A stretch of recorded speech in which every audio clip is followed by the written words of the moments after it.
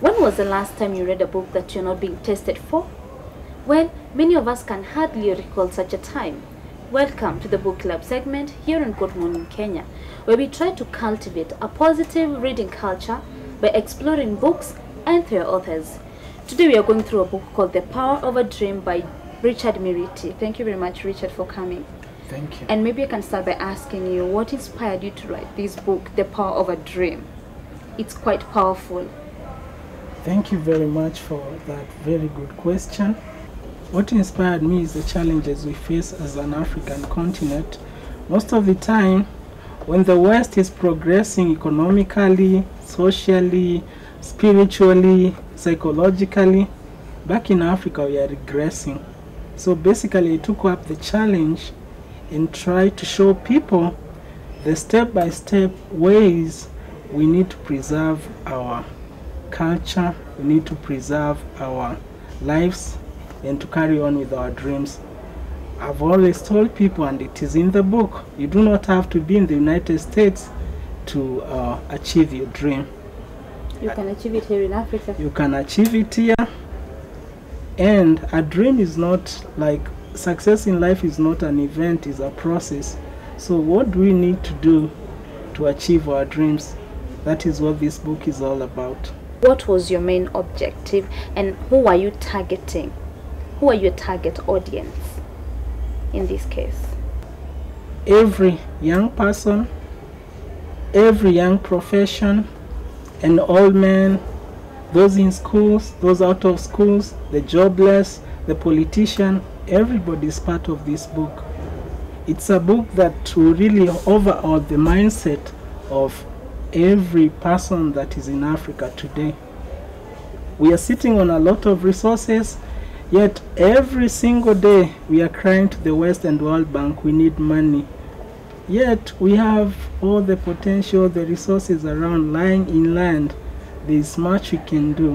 What are the challenges that you faced when you're putting down the book in terms of time? I know it's time consuming in terms of publication and all that, like through the entire process. First of all, the time factor, and trying to integrate what I basically wanted to write. Based abroad, it's really difficult for you to have a mindset of back in Africa, so you really have to change a lot to put yourself like I'm in Kenya right now, yet I'm working somewhere else. So it was a challenge for me, and I thank God I was able to finish the book.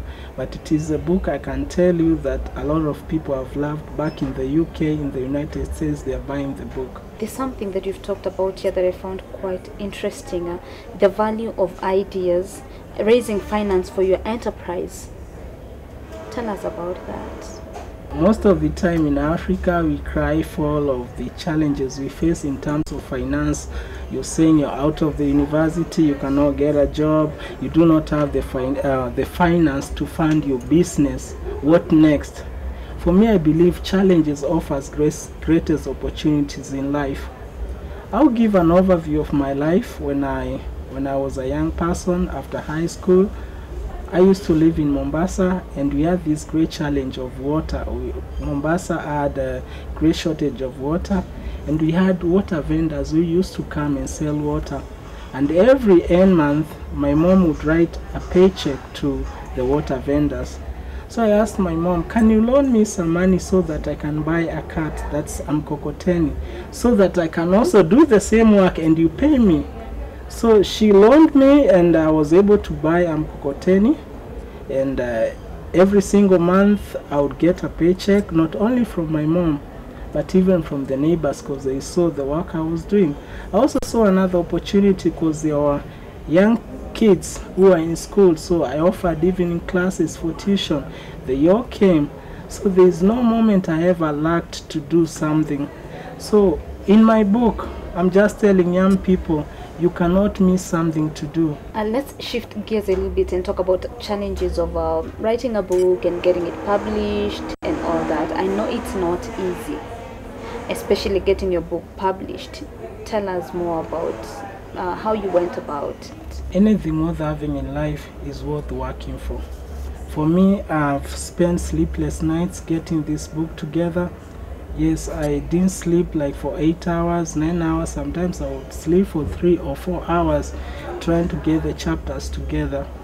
Even if you do not have a computer to type, just write it down. Go to your neighbor, borrow a computer, go somewhere, do something, make yourself busy. Once you have everything in black and white, you can translate it into a book. How would you describe the reading culture of Kenyans, the reading habits? We do not have a good reading culture in Kenya, but that is changing, because I can honestly tell you a lot of Kenyans are buying this book, but also a lot of foreigners are buying more than Kenyans. Yeah, but Kenyans are coming up, they are buying.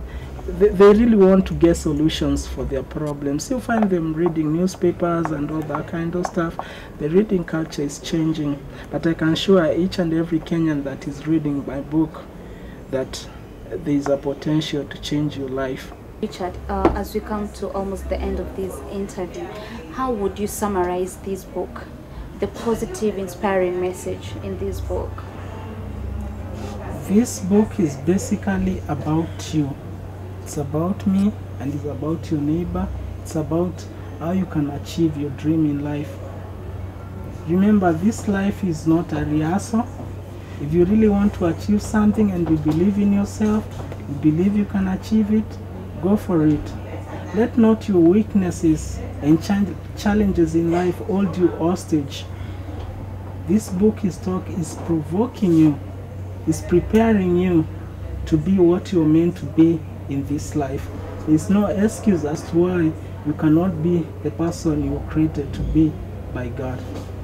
Thank you very much. I don't want to add anything to what Richard has said, and I believe these are very a good work written to uplift and inspire and reawaken the dormant soul. This has been Good Morning Kenya, the book club segment. Remember, the more you read, the more you know, and the more you grow. You can always give us your feedback using the word 3223, starting with the word GMK. My name is Marianne Wanjiku. Enjoy the rest of your viewing.